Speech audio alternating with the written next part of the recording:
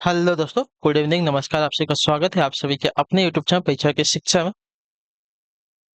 उम्मीद करता हूँ कि आप सभी अच्छे होंगे और आपकी जो तैयारी है बढ़िया तरीके से चल रही थी। जो बच्चा क्लास में फर्स्ट टाइम है, पहली बार है, नए हैं, उन सभी को बता दिया जाए हमारे चैनल पे आपकी जो है बीएड प्रवेश परीक्षा 2024 की जो आपकी तैयारी है साथ ही रेगुलर बेसिस पे करवाई जाती है। जिसे भी तैयारी पूरी करनी है, कंप्लीट करनी है, चैनल को जो है सबसे पहले सब्सक्राइब करके हमारे साथ जुड़ जाएंगे। उसके बाद जो बेल आइकन देगा उसको ऑन कर लेंगे, ठीक है। क्लासेस का समय सभी को पता ही है। जीके चीज की जो क्लास है 10 बजे, रीजनिंग की जो क्लास है आपको दोपहर को 1 बजे, कला वर्ग की जो क्लास है शाम को 4 बजे इसी टाइम पर, हिंदी की जो क्लास है आपको शाम को 7 बजे हमारे चैनल पर देखने को मिलती है। तो क्लासेस का शेड्यूल आपको याद करके रखना है, इसी टाइम पर क्लासेस से जुड़ना, अपनी तैयारी को जो है साथियों पूरा और कंप्लीट करना है, ठीक है। क्लियर है। तो बाकी इंस्टाग्राम और टेलीग्राम का आपको लिंक नीचे डिस्क्रिप्शन में मिल जाएगा, तो आप जाकर हमें क्या करेंगे वहां से फॉलो कर लेंगे। पीडीएफ और नोट्स के लिए टेलीग्राम चैनल से आप लोग जुड़ सकते हैं। वहाँ पे क्या है, डेली बेसिस पर आपको जो क्लास का अपडेट है वो दिया जाता है, और जो आपका एग्जाम का अपडेट है वो भी आपको वहाँ पर दिया जाता है। तो आप लोग वहाँ से जुड़ेंगे तो आपको कोई भी अपडेट जो है क्लास के रिगार्डिंग क्या होगा साथियों मिस नहीं होगा, ठीक है। तो चलेंगे क्लास स्टार्ट करेंगे। स्टार्ट करने से पहले जिसने अभी तक क्लास को लाइक नहीं किया, क्लास को लाइक करेंगे, क्लास को अपने दोस्तों के साथ जो है शेयर भी कर देंगे, ठीक है। चलिए देखते हैं। पहला क्वेश्चन आपका कह रहा है, रिपब्लिक के लेखक कौन, बताइए रिपब्लिक के लेखक कौन है। अरस्तु है, सुकरात है, प्लेटो है, या और क्या है, लुकार्ट है, बताइए कौन है। रिपब्लिक के लेखक की बात करें तो इसका राइट आंसर क्या हो जाता है। तो रिपब्लिक के लेखक आपका प्लेटो, जो आपका दिया गया सील ऑप्शन राइट आंसर होगा, ठीक है। चलिए अगला क्वेश्चन आती है 52 number. The origin of family के लेखक का बताइए।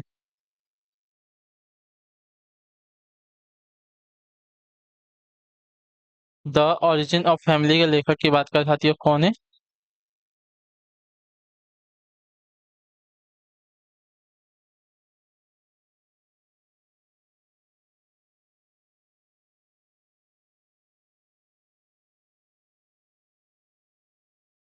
तो द ओरिजिन ऑफ फैमिली के लेखक आपके एंजल्स हैं, जो आपका बी विकल्प देगा आपका सही उत्तर होगा, ठीक है।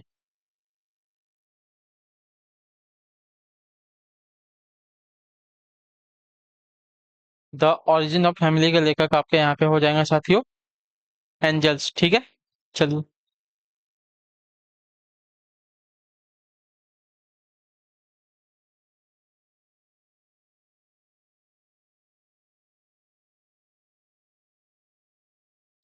अगले क्वेश्चन पर बढ़ेंगे। आपका 53 नंबर है, बताने की कोशिश करेंगे that इनमें से मैकियावली की पुस्तक का नाम है क्या, बताइए। इनमें से मैकियावली की पुस्तक का नाम क्या है। तो मैकियावली की पुस्तक का नाम इनमें से आपका हो जाएगा साथियों, एक मिनट एक मिनट, गलत हो रहा है क्या। मैकियावली की पुस्तक का नाम का प्लेटो है। सॉरी, क्या बोलो, रिपब्लिक के लेखक आपके प्लेटो हो जाएंगे, क्लियर है, ये सही है। द ओरिजिन ऑफ फैमिली के लेखक आपके एंजल्स हो जाएंगे। चलिए अगला आपका 53 नंबर है। इनमें से मैकियावली की पुस्तक का नाम क्या है ना। तो मैकियावली की पुस्तक का नाम आपका जो दिया गया है द प्रिंस है, ठीक है। मैकियावली की पुस्तक का नाम द प्रिंस है। तो ये वाला विकल्प जो दिएगा आपका सही उत्तर होगा, ठीक, क्लियर सभी को। अगला प्रश्न आपका साथी 54 नंबर। जाति का प्रजातीय सिद्धांत किसने दिया, बताइए। जाति का प्रजातीय सिद्धांत किसने दिया है। तो जाति का प्रजातीय सिद्धांत दिया था आपका हर्बर्ट रिजले ने, ठीक है। जाति का प्रजातीय सिद्धांत आपका हर्बर्ट रिजले ने दिया है। तो सी वाला ऑप्शन जो दिया गया है 54 पे आपका सही उत्तर होगा। अगले क्वेश्चन पर साथियों 55 नंबर, बताने की कोशिश करेंगे राइट से। निम्न वर्ग का पुरुष जब उच्च वर्ग की कन्या से विवाह करता है तो उसे किस प्रकार के विवाह के नाम से जो है जाना जाता है, बताइए। निम्न वर्ग का पुरुष जब उच्च वर्ग की कन्या से विवाह करता है तो उसे जो है किस प्रकार के विवाह से जो है नाम से जाना जाता है। तो आपका राइट आंसर उसे जो है प्रतिलोम विवाह कहते हैं, ठीक है। जो आपका दिया गया यहाँ पे बी विकल्प आपका राइट आंसर। जब निम्न वर्ग का पुरुष उच्च वर्ग की कन्या से विवाह करता है तो उसे जो है प्रतिलोम विवाह के नाम से जो है जाना जाता है, ठीक है।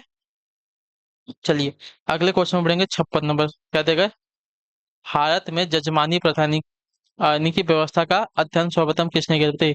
भारत में जजमानी प्रथा या व्यवस्था का जो अध्ययन है सर्वप्रथम किसने किया था। तो WH वाइजर ने, ठीक है। भारत में जजमानी प्रथा या व्यवस्था का सर्वप्रथम अध्ययन आपका देखिए WH वाइजर ने किया था, जो आपका डी विकल्प देगा 56 पे आपका सही उत्तर। अगले क्वेश्चन बढ़ेंगे 57 नंबर है।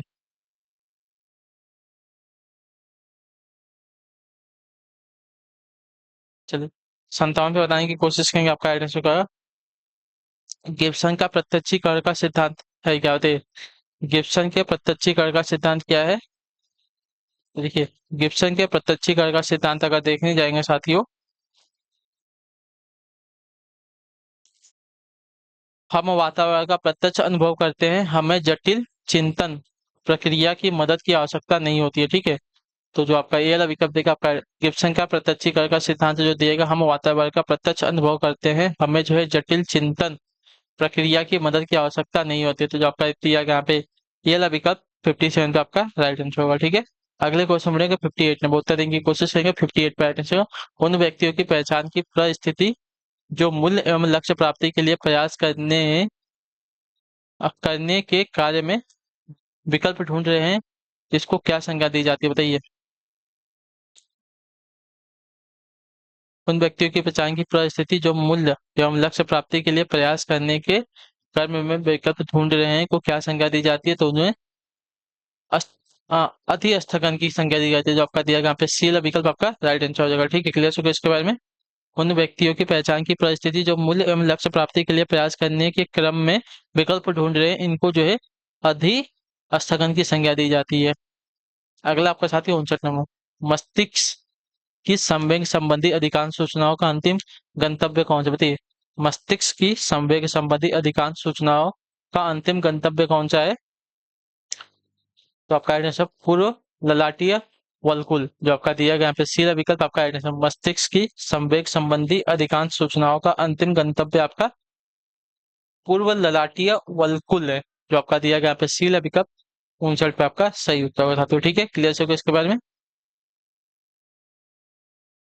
चलिए अगले क्वेश्चन पर पढ़ेंगे 60 नंबर, क्या देंगे संज्ञानात्मक संरचना जो लोगों घटनाओं तथा अवधारणाओं के बारे में सूचनाओं का संगठित संग्रह प्रस्तुत करती है, तब उसे क्या कहा जाता है। संज्ञानात्मक संरचना जो लोगों घटनाओं तथा अवधारणाओं के बारे में सूचनाओं का संगठित संग्रह प्रस्तुत करती है, तो उसे क्या कहा जाता है, तो उसे कहा जाता है साथियों आपका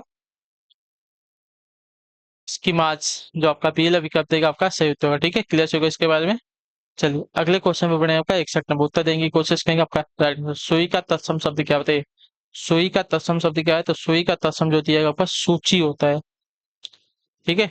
जो आपका सीला विकल्प देगा आपका राइट आंसर, सुई का तत्सम शब्द का सूची होता है। क्लियर है। अगला प्रश्न आपका 62 नंबर, 62 नंबर, जगन्नाथ किस संधि का उदाहरण है। जगन्नाथ आपका जगत प्लस नाथ, ठीक है। जगत प्लस नाथ होगा तो आपका हो जाएगा साथियों व्यंजन संधि का उदाहरण, जो आपका दिया गया यहाँ पे ये वाला ऑप्शन आपका राइट आंसर होगा, ठीक है। जगन्नाथ जो आपका देगा जगत प्लस नाथ आपका व्यंजन संधि का उदाहरण होगा। अगला आपका साथियों 63 नंबर, निम्नलिखित में से योग गुण शब्द कौन सा है। योग गुण शब्द ना, तो योग गुण शब्द की बात की जाएगी तो आपका हो जाएगा चक्रपाणी। चक्रपाणी आपका योग गुण शब्द है, जो कि दो शब्दों के योग से बना हुआ है, ठीक है। क्लियर है उसके बारे में, तो जो आपका पहला विकल्प देगा आपका राइट आंसर हो जाएगा। चलिए चक्रपाणी, चक्र है जिसके पानी यानी कि उंगली में ना, जो आपका तीसरा पद प्रधान होगा, यहाँ पे बहुब्रीहि समास भी होगा और आपका योग गुण शब्द है। अगले क्वेश्चन पर पढ़ेंगे आपका 64 नंबर, क्या है choose the adverb from the following wall बैटली good fast. इसमें से आपको एडवर्ब चुनना है, तो एडवर्ब आपको जो बैटली दिया गया है, बेड का क्या हो जाएगा बैड। बैड से बैटली आपका एडवर्ब बना हुआ शब्द है, तो जो आपका दिया गया यहाँ पे बी ला विकल्प आपका एडवर्ब हो जाएगा, ठीक है। क्लियर होगा इसके बारे में। अगले क्वेश्चन में 65 number, choose the word that split incorrectly. मतलब गलत तरीके से कौन सा शब्द बोला गया हमको बताना है, ठीक है। गुलकेट, कॉन्वुलेस, प्रिंसिपल और नेगेटिव। तो जो निगेटिव दिया गया है आपका इसकी स्पेलिंग गलत है, ठीक है। क्लियर।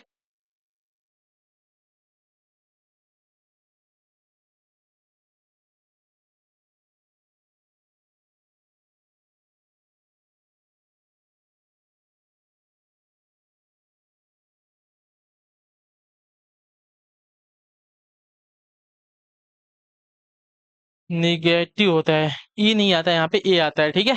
इसको सही कर लेंगे।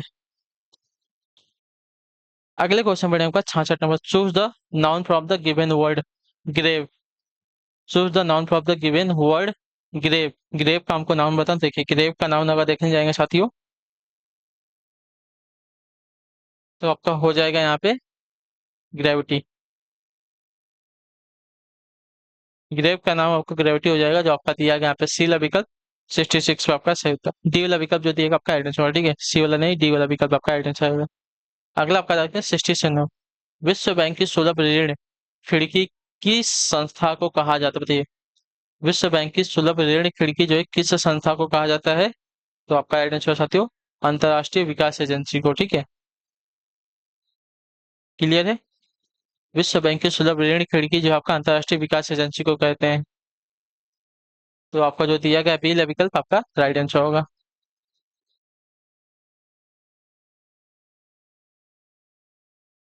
अगला क्वेश्चन आपका साथियों 68 नंबर। महाराणा सांगा ने इब्राहिम लोदी को किस युद्ध में पराजित किया, बताइए। महाराणा सांगा ने इब्राहिम लोदी को जो है किस युद्ध में पराजित किया था, तो देखिए ये जो है आपका हो जाएगा साथियों खातोली के युद्ध में, जो आपका दिया गया यहाँ पे ये वाला विकल्प आपका है। महाराणा सांगा ने इब्राहिम लोदी को जो है खातोली के युद्ध में पराजित किया था। और इब्राहिम लोदी के बारे में भी कल आपको क्वेश्चन पूछा गया, तो इब्राहिम लोदी जो है लोदी वंश का अंतिम शासक था, ठीक है, क्लियर है। उसको किसने हराया था, तो बाबर ने हराया था 1526 ईस्वी के पानीपत के पहले युद्ध में। चलिए 69 नंबर है, संसार के अन्य देशों के साथ किसी देश के मुद्रा संबंधी समस्त लेन देन के व्यावसायिक रिकॉर्ड को क्या कहते हैं, तो उसको कहा जाता है साथियों भुगतान संतुलन, जो आपका दिया गया सी वाला विकल्प आपका सही उत्तर होगा, ठीक है। संसार के अन्य देशों के साथ किसी देश के मुद्रा संबंधी समस्त लेन देन के वार्षिक रिकॉर्ड को कहा जाता है भुगतान संतुलन। अगला आपका साथियों 70 नंबर, ठीक है, क्या देगा। निम्नलिखित में से किस युद्ध में एक पक्ष द्वारा प्रथम बार तोपों का उपयोग किया गया था, अभी मैंने बताया था पानीपत के प्रथम युद्ध में इब्राहिम लोदी और जो बाबर का युद्ध हुआ था, इसके इसी युद्ध में बाबर ने जो है तोपों का उपयोग किया था, ठीक है, जो आपका दिया गया यहाँ पे ये वाला विकल्प आपका राइट आंसर होगा, ठीक है, क्लियर हो इसके बारे में। अगला क्वेश्चन साथियों 71 नंबर, क्या देगा। उच्चतम न्यायालय द्वारा परमादेश किसे जारी किया जा सकता है, उच्चतम न्यायालय द्वारा परमादेश जो है किसे जारी किया जा सकता है, तो आपका राइट आंसर साथियों किसी अधिकारी को सरकारी कार्य कर्तव्य हेतु, ठीक है, जो आपका दिया गया यहाँ पे ये वाला विकल्प आपका right है। उच्चतम न्यायालय द्वारा परमादेश जो आपका किसी अधिकारी को सरकारी कार्य कर्तव्य हेतु जो है जारी किया जा सकता है, इतने याद रखिएगा, ठीक है, क्लियर है। उच्चतम न्यायालय द्वारा परमादेश जो आपका किसी अधिकारी को सरकारी कर्तव्य हेतु जो है जारी किया जा सकता है। अगला क्वेश्चन बढ़े आपका 72 नंबर। चेचू जनजाति निम्नलिखित में से किस प्रदेश में निवास करती है, बताइए। चेचू जनजाति जो है निम्नलिखित में से किस प्रदेश में निवास करती है, तो आपका राइट आंसर आते हो आंध्र प्रदेश, जो आपका दिया गया यहाँ पे सी ऑप्शन आपका right है। चेचू जनजाति आपकी आंध्र प्रदेश में निवास करती है, ठीक है। अगला प्रश्न आपका साथियों 73। पल्लवों की राजधानी का नाम क्या था, बताइए। पल्लवों की राजधानी का क्या नाम था, तो देखिए पल्लवों की राजधानी का नाम आपका यहाँ पे कांची था, कांची, जो आपका दिया गया ये वाला विकल्प आपका सही उत्तर। पल्लवों की राजधानी का नाम आपका कांची हो जाएगा, क्लियर है, कांची। पल्लवों की राजधानी का नाम आपका कांची, ये वाला ऑप्शन राइट आंसर। अगला आपका साथियों 74 नंबर। निम्नलिखित में से किसे जो है भूरा कोयला कहा जाता है, बताइए। भूरा कोयला जो है किसे कहा जाता है, तो भूरा कोयला आपका देखिए बिटुमिनस एंथ्रासाइट पीट और लिग्नाइट में से आपका लिग्नाइट को कहा जाता है, ठीक है, भूरा कोयला आपका लिग्नाइट को कहते हैं। तो डी वाला ऑप्शन जो दिया गया है आपका राइट आंसर होगा। अगला क्वेश्चन 75। बुद्ध और मीराबाई के जीवन दर्शन में मुख्य साम्य था क्या, बताइए। बुद्ध और मीराबाई के जीवन दर्शन में मुख्य साम्य क्या था, तो इनके जीवन का मुख्य साम्य था आपका साथियों संसार आपका दुखपूर्ण है, दुखपूर्ण है, ठीक है। बुद्ध और मीराबाई के अनुसार जो है संसार क्या है, दुखपूर्ण है, ठीक है। इनके जीवन दर्शन का मुख्य साम्य यही था कि संसार जो आपका दुखपूर्ण है। अगला क्वेश्चन आपका 76। भगत सिंह का स्मारक कहाँ स्थित है, बताइए। भगत सिंह का स्मारक कहाँ पर स्थित है, तो भगत सिंह के स्मारक की बात करें आपका फिरोजपुर में स्थित है, ठीक है, क्लियर है। भगत सिंह का स्मारक जो बना आपका फिरोजपुर में बना है, तो जो आपका दिया गया यहाँ पे ये वाला ऑप्शन आपका राइट आंसर होगा, क्लियर है। अगले क्वेश्चन में आपका देखें 77 नंबर। लेसेस फेयर अर्थव्यवस्था में क्या होता है, बताइए।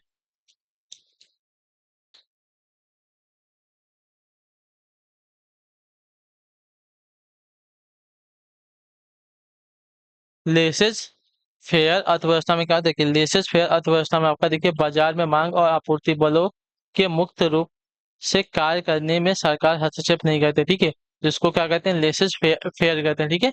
लेसेस फेयर अर्थव्यवस्था में कहते हैं बाजार में मांग और आपूर्ति बलों के मुक्त रूप से काम करने में सरकार आपकी हस्तक्षेप नहीं करती है, उसको कहते हैं आपका लेसेस फेयर। ठीक है, चलिए अगले क्वेश्चन पे बढ़े। आपका 78 नंबर क्या देगा है?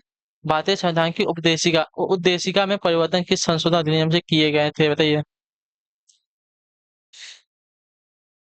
तो आपका राइट आंसर आते हो 42वें संविधान संशोधन अधिनियम 1976 के द्वारा, जो आपका दिया गया यहाँ पे सी वाला विकल्प आपका राइट आंसर। ठीक है, भारतीय संविधान की उद्देशिका में परिवर्तन किया गया था 42वें संविधान संशोधन अधिनियम 1976 के द्वारा। इसकी उद्देशिका यानी कि प्रस्तावना की बात कर रहे हैं ना,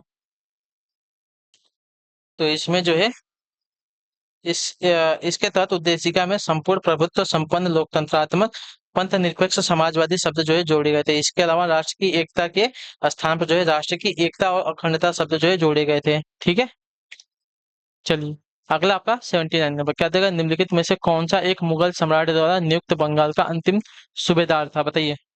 कौन सा जो है निम्नलिखित में से कौन जो है एक मुगल सम्राट द्वारा नियुक्त बंगाल का अंतिम सूबेदार था?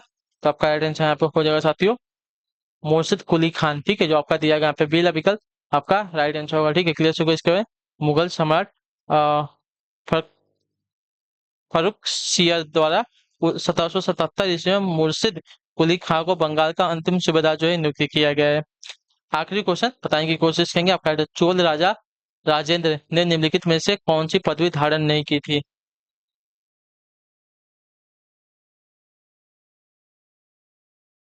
तो आपका त्याग समुद्र की, जो आपका ये वाला विकल्प देगा आपका राइट आंसर। चोल राजा राजेंद्र ने त्याग समुद्र की पदवी नहीं धारण की थी।